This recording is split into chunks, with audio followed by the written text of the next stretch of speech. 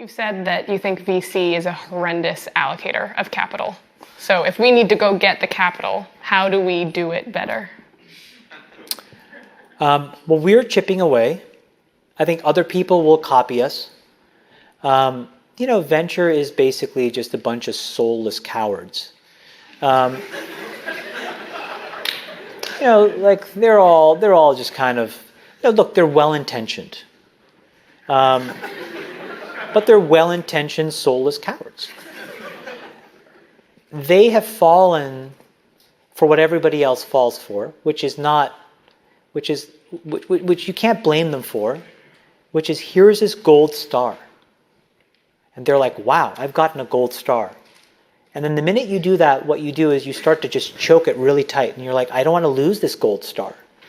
And then what happens? You go risk off.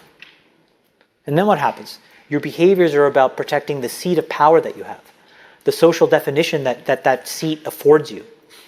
And so now, instead of being an accelerant of a progressive worldview, you become a retardant to a progressive worldview, right?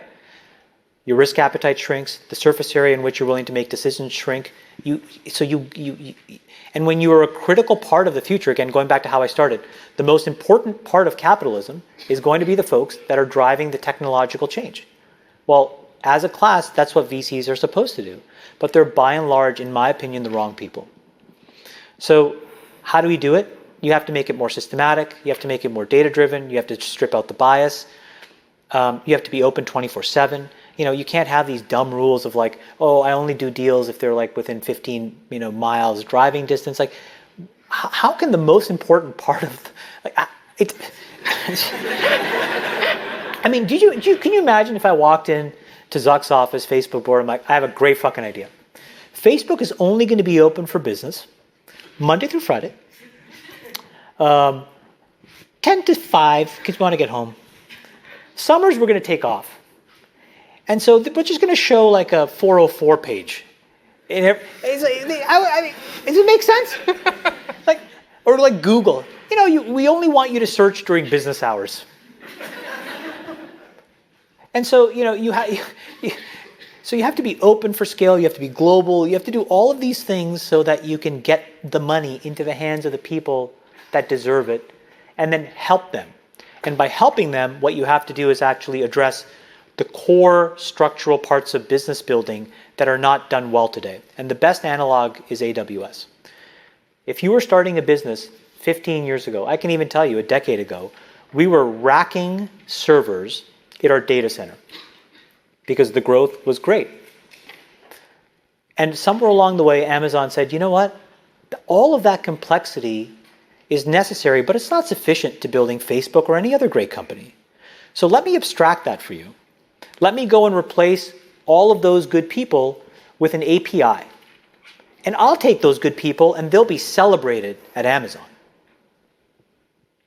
And initially, a few people said yes. And people thought in 2007 AWS was a joke. And we used to laugh at it. We're like, why would anybody do this stuff? And now see how fast a decade later, you're on the other side of the fence. If any of you guys start a business and you're not on AWS, you would be the joke, right? So what did they do? They basically said, here's all this stuff that's necessary to building a business. You need to do it. You probably don't want to do it. You're probably not going to do it well. And so let me just replace it all with an abstraction. Your company can be smaller, leaner, more efficient, and now the money you raise can be used for things that approximate core product value better. Okay, now in 2017, ask the same question. What's the next set of things that make sense? And in my opinion, what we uncovered at Facebook is what every company needs, which is how do you shift from an anecdotal, political capital, social capital oriented way of making decisions inside a company to a very precise, unemotional, data-driven process. And the way you do it is by building a bunch of data infrastructure, by collecting a bunch of data itself, by helping you optimize your business in a bunch of obvious and non-obvious ways. And so what we believe is that we should take that capability that my team built at Facebook and abstract it for all of you who intend to start a company. So now in the future, what should happen is you'll go to AWS, you'll get some infrastructure, you go to socialcapital.com and you'll get some insights and knowledge. And it's all interacting via APIs. It's all interacting via endpoints and primitives.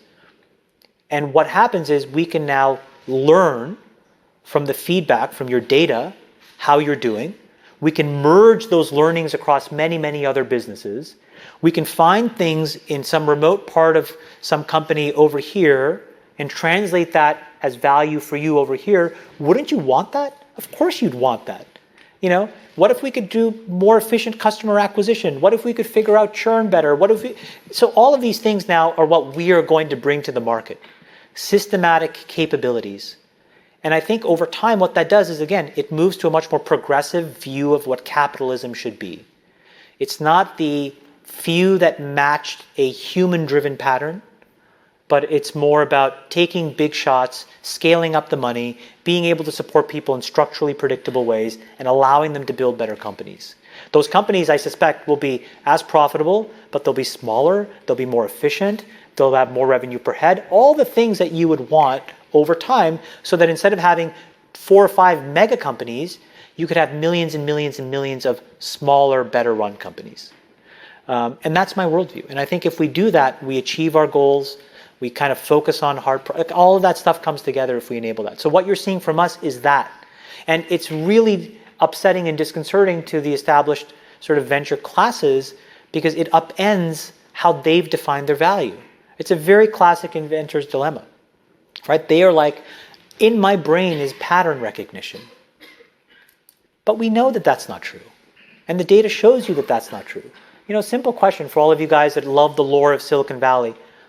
From the 70s, when Microsoft was founded, to now, if you look at all the major companies that have been created, major, say, over 50 billion, over 60 billion, what percentage of the Series A investors overlapped? You did the A of Microsoft and you did the A of Google or you did the A of Uber, right? Like where pattern recognition, again, it's non-numerical, right? It's about like, wow, I like the cut of this guy's jib, Well, the answer is it's less than 2%. So what does that mean? Everybody's bullshitting. That's what it really means, right?